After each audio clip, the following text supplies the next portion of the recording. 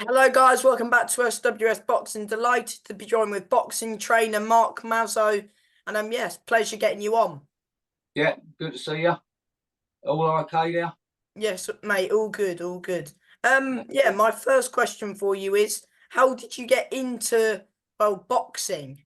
Yeah.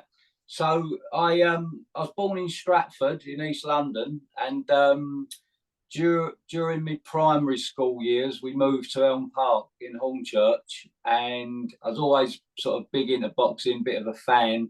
And in the mid 80s, me and a friend ended up popping along to Dagenham Boxing Club, and I stuck at it from there. Really, I boxed for them as a kid. It was only club level stuff, nothing to brag about. But I was always like a big fan of the sport. But as I got a bit older, I had some issues with my eyesight, and so I had to jack it in due to the problems I was having with my eyes. But the trainers at the club at the time, I'd just started work, and they said, well, rather than sort of give it up and be lost to it totally, why don't you just start helping us out? So I started helping them out. As time went on, other priorities come along in their life, and I ended up taking over the club. So that would have been early 90s. I ended up taking over Dagenham for a few years, become the matchmaker, become the trainer, done that for a number of years. And then in 1996, I decided to change the scenery. I joined the parachute regiment, and I was fortunate enough to get involved with their boxing team. So I ended up helping out with the training on the one paras boxing team and becoming the matchmaker in relation to civilian clubs. So I kept my hand in there. It was a really good team. We were still available for operational army duties, but the day-to-day sort of running, you run it as a full-time boxing team, really, unless you were sent on operation somewhere regarding whatever the paras were sent to do.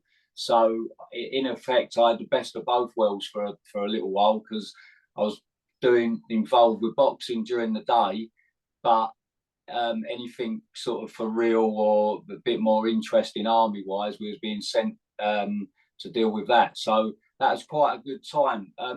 I had no real reason to leave. I had a good life in it, but it was more a case of I'd got to a stage where I didn't want to be too old to do other things. So I could have stayed in the army, progressed, and made got a career of it. But I wanted to be young enough to get out and do other things.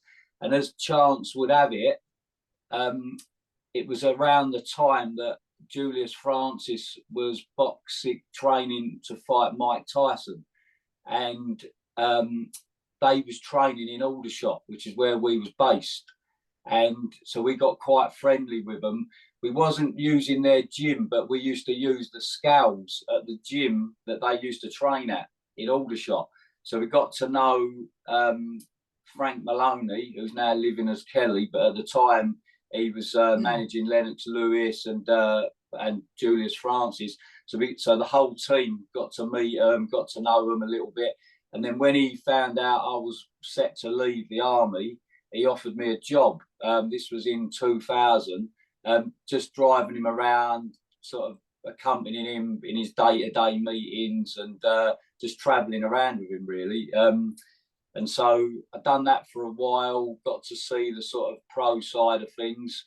I was meant to get me pro trainer's license while I was working for him, but we were so busy going from one end of the country to the other at meetings, I could never sort of nail down any specific training times. He handed over a couple of his young pros to me at the time, but I decided to put the brakes on it because we were so busy travelling up and down the country that my timings and consistency with training wasn't quite what I wanted it to be. So I went back to the amateurs. I went back to Dagenham, just to help with their beginners, really, once a week.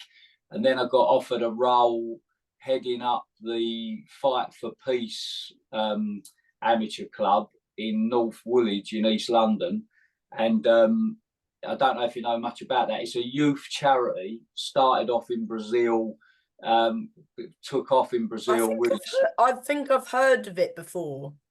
Yeah, it's quite a big charity in Brazil because they've done a lot of work in the slums there, in the favelas, combating the drug gangs and trying to give them another option rather than going off down the gang sort of life.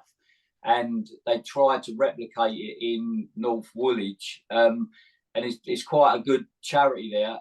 They do a lot more than just boxing. I was brought in to head up their boxing section, but the charity's a lot bigger than that. They do a lot of like youth work, a lot of academic classroom stuff to try and get the young people there something to aim for in life, really, rather than just hanging around the streets. But I was really just involved with the boxing. So I've done that for 5 years, and I then decided to go on my own. I got my pro license as a trainer, and I had the backing of a company, Stapleford Trading, who supported me in setting up my own gym in Chelmsford Town Centre. That was a good setup, but for what I needed, it was probably too big a concern. There was a lot going on there, other personal trainers there, and for what I needed, as good as it looked, it was too big for me to manage day to day when I was really trying to concentrate on boxing side of things, and there was a lot more going on there.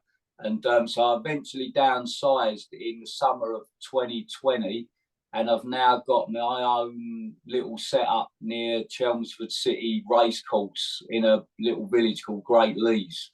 And so that's where I am now. I've got my own little unit there called the Sweet Science Studio, and I get the members of the public come in, do a bit of training with me, either personal training, or if they've signed up for something outside of what I'm involved in, I'll just give them a bit of extra training for that, or I'll get amateurs come to me for a bit of extra training, or any boxers that are signed to me. I've also got my manager's license. I did have my matchmaker's license because I was going to get involved with someone who was going to start running shows where they didn't have to sell tickets. And the ticket selling such a big thing on the small hall scene, but a promoter came along, Mark Burford at the Ring, and he wanted to devise a show where everyone got paid and you wasn't subject to how many tickets you sold. So he had a good backup that was willing to front it all up, a lot of sponsorship involved, but nothing came of it. It was unfortunate, really, because it was a good idea, but there was a reluctance on the part of other managers and promoters to give over their boxers in 50-50 contests if there wasn't a title on the line, which there wasn't. But our sort of aim was anyone who was struggling to sell tickets but had some ambition, they could come on these shows. They'd get paid a nominal fee, whatever it was at the time. They'd then bump that purse up with tickets if they wanted, but that wouldn't be the sort of be all and end all. But the boxers showed interest, but we didn't have enough interest from managers to release their boxers for the show, so it didn't work out. It's still something we're looking at doing. Excuse me. It's something that we haven't given up on, but we've put it on the back burner for now because we realised how hard it was getting other managers and promoters to come on board with it. So yeah, it was a shame. So now at the moment, I'm just training the few boxers I've got at my place with me own little setup in Great Leys. So that's where we are as of like the current time. Yeah, of course. Well, you've got the Mergers, haven't you, at the moment? Yeah, I've got there's David Merger, who's the older brother, but he's done the least, if you like. He done a little bit on the unlicensed. He had quite a successful run on the unlicensed, but to legitimise it, he went and joined his local amateur club. He had a few bouts for them. He's not really suited to the amateurs. He's quite takes a little while to get going, but he was all right, but he didn't do particularly well, really. But it was all gauged towards him eventually turning professional. It was a case of, I'll have a few amateur bouts, tick that box off, and then get me pro license. He's had one. It was a little bit unlucky, not in the result. He got beat on points, but the choice of opponent, we was misled a little bit beforehand, and it wasn't quite what we thought we was getting, if you like. He still wants to carry on. He's undecided whether to go in the away corner and start taking his chances as a away boxer, or carry on as a ticket seller. It was so frustrating for him because he was let down so massively on the tickets. People saying, "Oh, we'll go," and then when it actually, so he was writing it all down, thinking, "Oh, I've sold all these tickets," and then when it come to it, so many of them let him down, and he ended up selling like very few.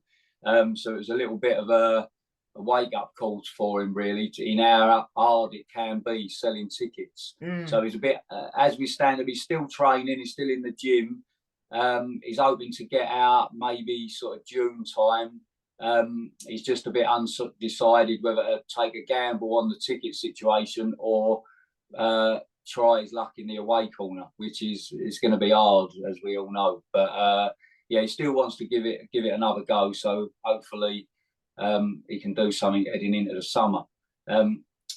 His brother Peter, he's done well. He's because they're originally from Poland, but the family now live in Southend in Essex, that sort of way. And Peter's been with me since after his third contest, and he was doing well. We took him to Poland because he had a link to Poland. We got him on a show out there, open air show on Polish television. Took a bit of a gamble. He was matched up against an ex-Polish international, Peter Goodall, who at the time they was trying to build up over there. But we watched him and we was quite confident. We said, like, his style, your style, it'll mesh quite well when we think you've got the edge. So we went out there for a 6-rounder. He won that on points, done really well. And then it was getting towards the end of that year, and we sort of discussed it, and we said, coming up to Christmas, rather than sell tickets and pay for an opponent, try and find someone who's also willing to sell tickets, and you can earn a bit of money before Christmas, rather than give all your money, your ticket money, to someone in the away corner. So that was the sort of discussion we had. And he'd done a few rounds sparring with Ryan Walker, who I've known for a long time, ever since Ryan's been in boxing. He boxed for me as an amateur. And they've had 2 fights as well, those two. What was that? Walker and Pitter have had 2 fights, both for the Southern area, I think. Yeah, that's right. So that's how that first contest came about. Peter, I think from memory, messaged Ryan and said, do you want to have a bout before Christmas? Neither of us have got to pay for an opponent, and we'll earn some money out of it. So they was both in agreement. And then the next thing we knew, it's for the Southern area title. So it wasn't that we thought Peter was up to area level or anything like that at the time. It was just a bout that on paper made sense.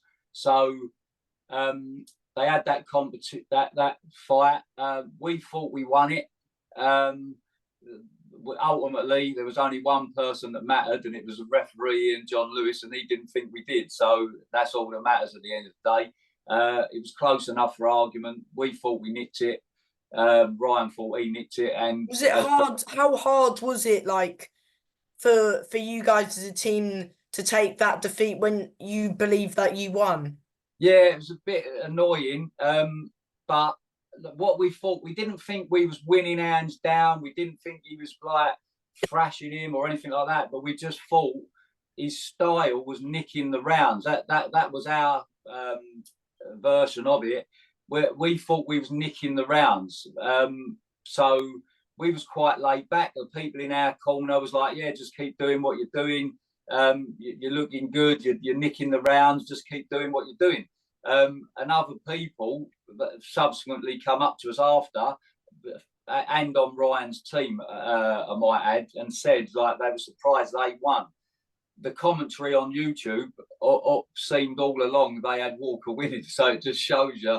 It was his home show, though, wasn't it? Yeah, yeah. In the first fight, they were with Goodwin. Yeah, that's it. You weren't. Yeah, and it just shows you sometimes you're watching a different contest to someone else. But we had plenty of people come up to us, not who I put on the spot, because I know if you put them on the spot, they sometimes want to side with you.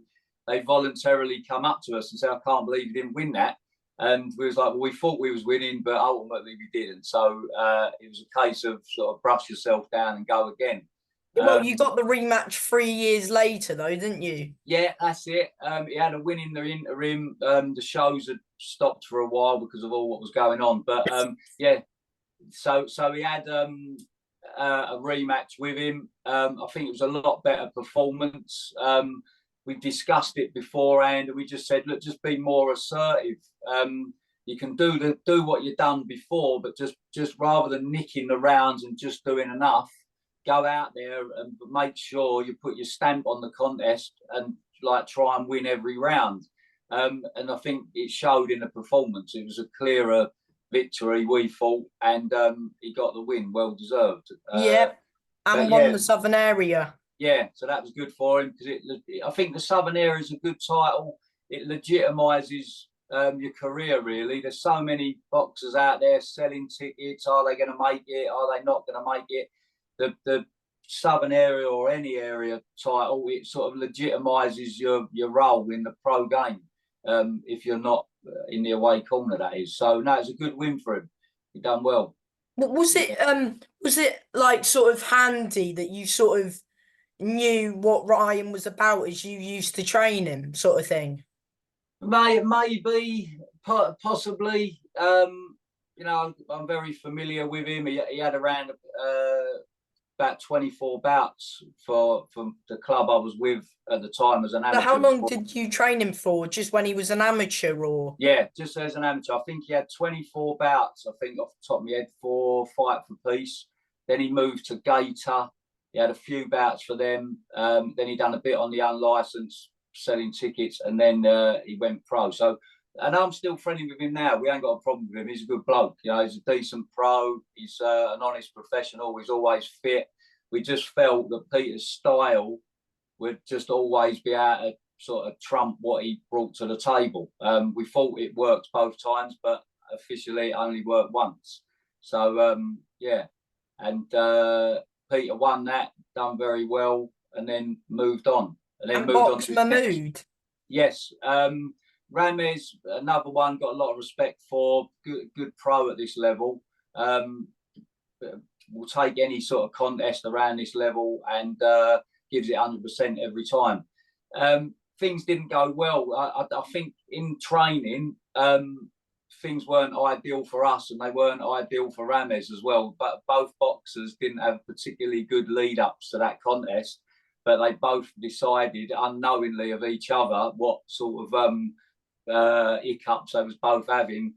Either of them could have pulled out beforehand, but they both decided independently of each other they wanted to go through with it. And on the night, Ramesh was the better bloke. Peter just couldn't get into it. There's no excuses. He had trained, but training was a little bit stop-start. Ramesh had his own family issues leading up to it. They both decided to go through with it. And on the night, yeah, Ramesh really, he got into a groove and Peter never got him out of it. You could have watched the first couple of rounds and thought, oh, stick with it. Ramesh will sort of blow out a little bit, but he never did. And all what we had practiced beforehand and spoke about, Peter just couldn't get untracked from what he was doing, and it just never worked. So, I mean, yeah, we had no issues with that one. It just didn't work for us on the night. He was a better bloke on the night. Yeah, I mean, I agree. I think Ramesh was quite sharp with his jab. I just think that Ramesh, you know, it was a good performance from Ramesh, and he's now retired. Yeah, he is retired now. Yeah, he's decided to pursue other things. I know he's a maths teacher. I Yeah. don't know where he's going with all that, but I know he's got other things. And I think that sort of contest, it can work both ways. He was talking about retirement, so, excuse me, saying that this is probably going to be his last contest.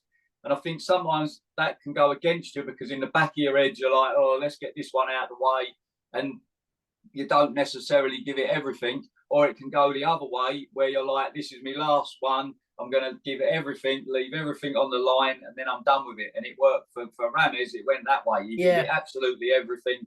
Mm. Done really well all through the 10 rounds, never let up, and he just kept it going. So, knowing it was going to probably be his last one, he just gave it absolutely everything and went out the winner.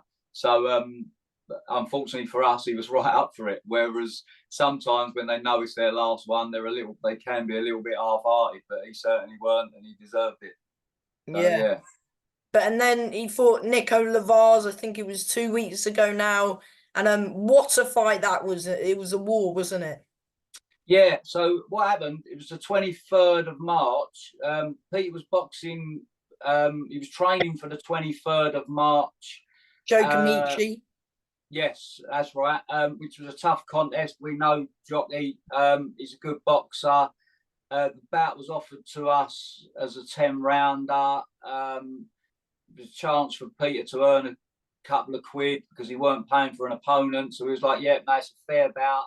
It was a tough 10 rounder for us. It was a very evenly matched contest. Mm.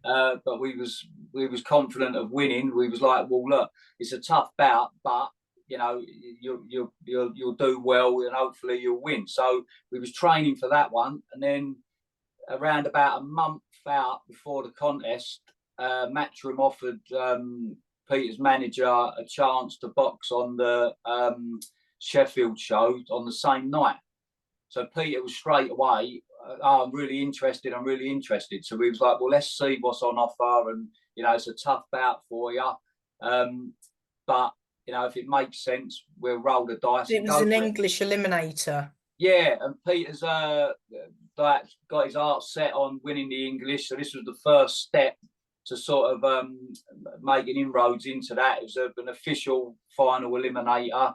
And we just thought it was worth rolling the dice. We knew we was the underdogs, you know, we knew we'd gone there, and everyone's expecting. I had people say to me, oh, what are you taking that for? But sometimes, like, boxing's a business as well as a sport, and you have to take these chances. You know, it's we knew Peter's always fit, so we knew his fitness wouldn't let him down. It was just whether he could stick with it and make inroads in the contest. But we knew Lavaz was a big favourite, but we discussed it beforehand. We knew he was vulnerable to cuts, and we said, look, at any stage of the contest, he could get a cut, and if you're doing well and you're hanging in there with it, you know, if you're ahead on points and it's an head clash, you could go to the cards and we could win. Or if you cut him with a punch, you could win on a stoppage. Or it could be that you outbox him like he did the Polish fella Goodall.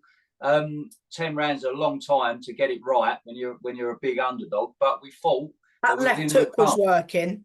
Yes, yeah, we practiced it. The training went really well. He was buzzing for it. He was up for it. It was a big show. He was treated well, and no, he done well. It was just a shame that it ended how it is, because now you look on paper and the result is knocked out by a body shot in round 9, and all the previous 8 rounds go And it was missing. close as well. Yeah, I was told we was probably 2 rounds down with 2 to go. I had So 5-3, I think. yeah, that's it. Yeah, so 2 rounds down, 2 rounds to go. If he had won the last 2 rounds, could have nicked a draw. If he didn't win the last 2 rounds, it would have been a credible points defeat. And he stopped with a rose. As it was, he got caught. He'd been hit with body shots all night, and they weren't bothering him. He was aware of them. You know, he's fit and strong, but that one punch, it went. It was like a hook to the body, but it hit him in the front, and it just took all the wind out of him. He breathed in at the time, and it just took all that. He just wasn't ready, and it's just one of them things. There's not a lot you can do with them. Mentally, you're still with it because it's not an head shot, but he couldn't breathe. You know, and it's not even that he's vulnerable to body shots because he's been taking them all night, and he's been hit with plenty of them in the past. It was just a peach of a shot, and I think, you know, the good ones find a way to win, and Nico did that night. You know, there's no sort of excuses. Peter was boxing well. He was making a real good fight of it, but he just got caught one classy shot, and it was all over, which was a shame because, as I said, on paper now, the result is what it is in black and white, and yet he had done so well up until then. But I think he's come out of it with a lot of confidence. You know, he showed that he can compete at that level. He didn't win, but he was competing and he was doing well. So, I mean, it was a terrible cut as well. The blood was from everywhere. a punch, wasn't it? Yes, it was from a left hook. The referee come straight over and said, the cut's from a punch. If it's stopped, you'll be the winner. But they decided not to stop it. I mean, it was a terrible cut. I know. The thing is, sorry to say, but if it was the other way round and Merger was cut, they would have probably stopped it. Well, a few people have said that. The only person that can tell you that is the referee. You can ask him. If it was the other way round, would it have been stopped? But a few people have said it was that bad. Maybe if it was the other way round, they would have looked for a way out and stopped it. I don't know. The referee, it'd be good to have a chat with him another time and ask. He might, because my I know we wanted Peter to win, but my issue on it was that bad. If it had been stopped, no one would have complained. They was keeping him in it in the other corner, but look into the future, how much damage did it do? You know, but I've been told he's had plastic surgery in the past, but all credit to them. They kept him in the contest, and the ref let it go, and ultimately he ended up winning. So, you know, that's the name of the game. It's what it is. Well done to them. But yeah, I said it is what it is at the end of the day. Yeah, that's it. That's exactly it. But the two of them are in there trying to win, and ultimately Lavaz did. So well done. He just caught him with a good shot, and he could have recovered that. That's the thing. Yeah, it's just a shame. Where do you think he goes from here? It's I've told him to have April off. It was an hard contest for both of them. They was both banged up after. They was both all bruised and aching. Peter's a bit of a fitness fanatic. He doesn't like resting for too long, but I did say to him, look, just have April off. And he was like, I don't want to. I want to get back into it as soon as I can. He was messaging his managers within days saying, right, where do we go from here?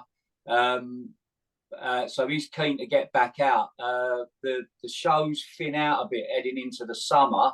I'd like him to box in July, but we'll have to chat with his manager about that on the availability of shows. So we'll see where we go with that. I know Steve Goodwin's got shows in June, but I think that'll be too soon. He needs to have a few weeks off. And by the time he starts training again, it'd be realistically looking at July. So we'll just have to see what the options are for then. And then go from there. He's still keen. He still wants to make his name in the game. He still wants to go as far as he can. And get these big fights as well. Yeah, that's it. And even on the small all shows, when you're not paying for an opponent, you've got a chance to earn something. There's not a lot of money to be earned at this level. But if it's a fair match and both boxers are selling their own tickets, you've got a chance to earn something. When you're constantly paying for the opponent, that's another couple of £1,000 potentially that you're losing that you could be having. Do you know what I mean? It's what about that Joe Kamichi fight? Is that still on the table, or has Joe lost his last fight?